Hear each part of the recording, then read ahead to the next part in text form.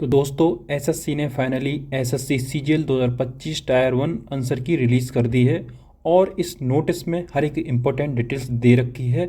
तो चलिए इस डिटेल्स को समझते हैं, आप किस तरीके से अपनी आंसर्स की देख पाएंगे और आपको क्या ध्यान रखना है। ठीक है, तो सबसे पहले पॉइंट की बात करें तो उसमें एसएससी ने बोला है कि एसएससी टीयर 1 जो एग्ज़ाम आपका जो 12 सितंबर से 26 सितंबर और आपका 14 अक्टूबर को हुआ था, कंडक्ट हुआ था, मतलब ये नोटिस उन्हीं एग्जाम्स के लिए है, यानी आपका ये सीजीएल के आंसर की ये बताया है। ठीक है, और ये दूसरे पॉइंट में बोलते हैं कि आप जो है आप टेंटेटिव आंसर की और आपका जो रेस्पॉन्स शीट है जो आप एग्ज़ाम में मार्क किए थे दोनों एसएससी की वेबसाइट पर अवेलेबल है, यानी आपकी SSC.government.in पर आपको लॉगिन करना है। इसके बाद आपको अपना रजिस्ट्रेशन नंबर डालना है, फिर पासवर्ड डालना है और अपनी सीट प्लस आंसर सीट आप चेक कर सकते हैं। ठीक है, इसके बाद वो बोलते हैं अगले पॉइंट में जब आप चैलेंज करने जाओगे अगर किसी आंसर में डाउट है तो ध्यान रहे क्वेश्चंस का ऑर्डर या सीक्वेंस अलग हो सकता है पर कंटेंट सेम रहेगा। ठीक है ना, मतलब आपको कन्फ्यूज होने की ज़रूरत बिल्कुल भी नहीं है, बस आंसर चेक करना है अपना क्वेश्चंस के बेसिस पर। ठीक है, और फिर आगे ये पॉइंट में बात करते हैं कि अगर आपको लगता है कि किसी क्वेश्चंस का आंसर गलत है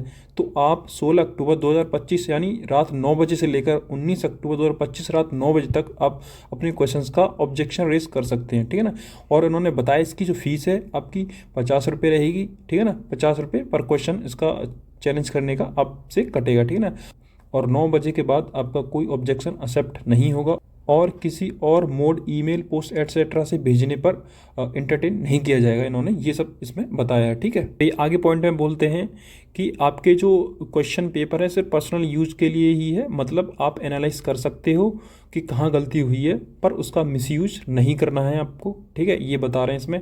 और एसएससी ने ये भी लिखा है कि जब आप चैलेंज पोर्टल ओपन करोगे ये कंडीशन एक्सेप्ट करनी पड़ेगी, यानी ये बोल रहे हैं कि आपको कहीं भी किसी को नहीं भेजनी है, कहीं भी पब्लिश नहीं करनी है, एक तरीके से आप पर्सनल यूज कर पाएंगे उसका, आप उसे डाउनलोड भी कर सकते हैं। ठीक है, आप उस कॉपी को सेव भी कर सकते हैं। इन्होंने अपने पहले भी इस नोटिस में इन्होंने इस तरीके से बोला था, तो आपको इस चीज़ का ध्यान रखना है। ठीक है, अब ये सारी कंडीशन स्टूडेंट्स के लिए ही होती हैं, इनके लिए कुछ कंडीशन नहीं होती है और तुम्हें पता ही है, बाकी सब आंसर की आपको सब जगह मिल जाएगी। ठीक है, और इसके बाद बात करते हैं, इन्होंने अगले पॉइंट में बोला है कि आफ्टर डेडलाइन आंसर की और रेस्पॉन्स शीट सिर्फ लिमिटेड टाइम तक ही अवेलेबल होंगी, उसके बाद एसएससी को भी इंडिविजुअल रिक्वेस्ट एक्सेप्ट नहीं करेगा। ठीक है, ये बोल रहे हैं कि इसके बाद जो टाइम निकल जाएगा उसके बाद एसएससी कोई भी इंडिविजुअल रिक्वेस्ट एक्सेप्ट नहीं करने वाला। ठीक है, तो टाइम से डाउनलोड कर लो और अगर ऑब्जेक्शन करना है तो डेडलाइन के अंदर ही आपको करना है। ठीक है, तो दोस्तों ये थी आपकी जो इंपॉर्टेंट इन्होंने पॉइंट्स मेंशन कर रखे हैं। ठीक है, और जो इसकी आंसर की वगैरह आपको चैनल पर मिल जाएगी सरकारी कोडेक्स पर। ठीक है, वहाँ पे अपलोड कर दी जाएगी। ठीक है,